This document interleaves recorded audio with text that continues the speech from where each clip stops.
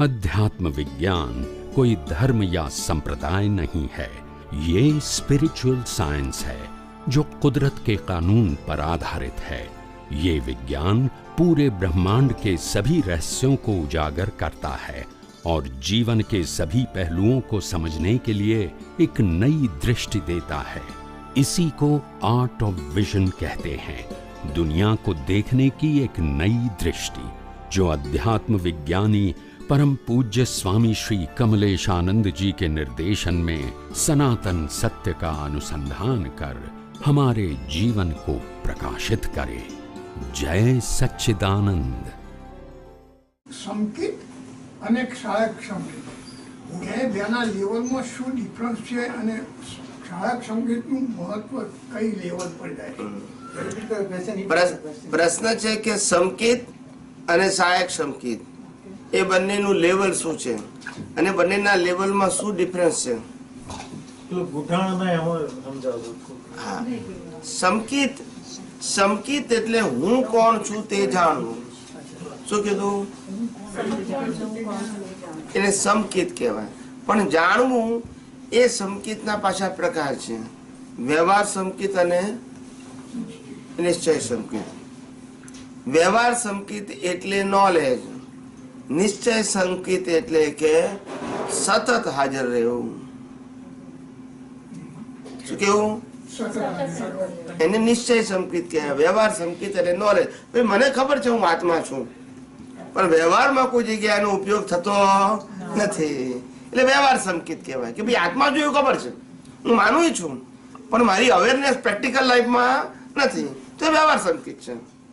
નિશ્ચય સંકેત એટલે કે એક્સપિરિયન્સ, એપ્લિકેશન, એ નિશ્ચય કહેવાય, જેથી તમારો ગ્રોથ થાય. શું થાય? ગ્રોથ થાય. પેલામાં ગ્રોથ ના થાય. લાખ અવતારે હું આત્મા છું જાણવાથી ગ્રોથ નહીં થાય. એપ્લિકેશન. હવે સહાયક સંકેત એટલે શું? સહાયક સંકેત બે પ્રકારના. એક સહાયક સંકેત વ્યવહાર શુદ્ધિ પછી પ્રાપ્ત થાય. ક્યારે પ્રાપ્ત થાય? વ્યવહારનો ઉકેલ થઈ ગયો, હવે સંકેત સહાયક સંકેત પ્રાપ્ત થયું, એટલે ઓછામાં ઓછો એક અવતારે વધારામાં 3 અવતારે મોક્ષે જાય જ. કારણ કે વ્યવહાર તો શુદ્ધ થઈ ગયો છે. તમામ પ્રકારનો રોંગ બિલીફો ખલાસ થઈ ગઈ. સમજાઈ ગયા? હવે રોંગ બિલીફ નથી. સમજાય છે? હા, એટલે એ તો એવું દે કર્મ કહેવાય. રોંગ બિલીફ અજ્ઞાન ના હોવું જોઈએ. ક્રિયાનો સાથે કોઈ લેવા દેવા નથી. પરિણામ સાથે પુરુષાર્થને લેવા દેવા નથી. પુરુષાર્થમાં અજ્ઞાનતા હોવી જોઈએ નહીં. પરિણામ તો જે હોય તે એ ફરજિયાત ભાગ છે. કેવો છે? એટલે એમાં જ્ઞાની પુરુષ ક્વેશ્ચન કરતા નથી, પણ દ્રષ્ટિમાં અજ્ઞાન હોવું જોઈએ નહીં. એટલે જેને આવી રીતે વ્યવહાર શુદ્ધ થઈ ગયો છે, શું થઈ ગયો છે? એટલે અજ્ઞાન જ્ઞાને કરીને આખો વ્યવહાર ઓળંગી નાખ્યો છે, જ્ઞાને કરીને. હવે એને કોઈ પણ પ્રકારની અવસ્થામાં કોઈ પણ પ્રકારનું પઝલ છે નહીં. હિસાબ છે પણ પઝલ નથી. એવા વ્યક્તિ ઓછોમાં ઓછું એક અવતારને વધારેમાં વધારે 3 અવતારે અવશ્ય મોક્ષે જાય.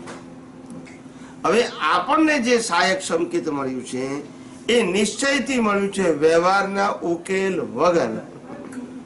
વ્યવહારનો ઉકેલ આપશું બાકી રહ્યો, જે મુખ્ય વસ્તુ છે. જૈન પરિભાષામાં એને 4 થી 11મું ગૂંઠાણું કે છે. શું કે છે?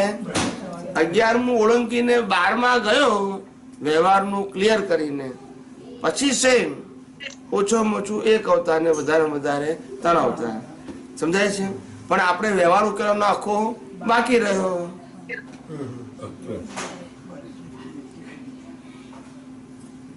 સમજાય છે? એટલે આ સંકેત ખરું આપણું સહાયક સંકેત જ છે. એટલે કે નિશ્ચયમાં કચાશ નથી, પણ એ નિશ્ચયમાં જે કચાશ નથી એનું બધા જ અવસ્થામાં આ જેમ છે તેમાં અવસ્થાઓ જ્ઞાને કરીને અકર્તાએ કરીને માલિકી ભાવ વગર અને પોતાના સ્વરૂપમાં રહીને જેટલી સમજાય એટલો વ્યવહારનો ઉકેલ આવી ગયો. અને જ્યાં કાચા પડ્યા એ પાછું કેરી ફોરવર્ડ થશે. ક્લિયરિફિકેશન કરવા માટે જ પૂછી લો પ્રશ્ન. એટલે નિશ્ચય એટલે સહાયક સંકેત છે હકીકત છે, પણ કયું છે નિશ્ચયથી છે, વ્યવહારથી હજુ બાકી રહેલું. વ્યવહાર પ્રિન્ટ કરવાનો. હા, એટલે ચોથું ગુંઠાણું તો બધાને વ્યવહાર નિશ્ચય 2 થી થઈ ગયું, પણ 11મું પણ આ સહાયક સંકેત વ્યવહાર નિશ્ચય 2 થી કહેવાય નહીં. 11 ઓળંગે 11 ઓળંગી નાખે 12મું થાય તારે જ એને સહાયક સંકેત વ્યવહાર નિશ્ચય 2 થી કહેવાય. પછી વધારેમાં વધારે 3, ઓછોમાં ઓછો 1નો.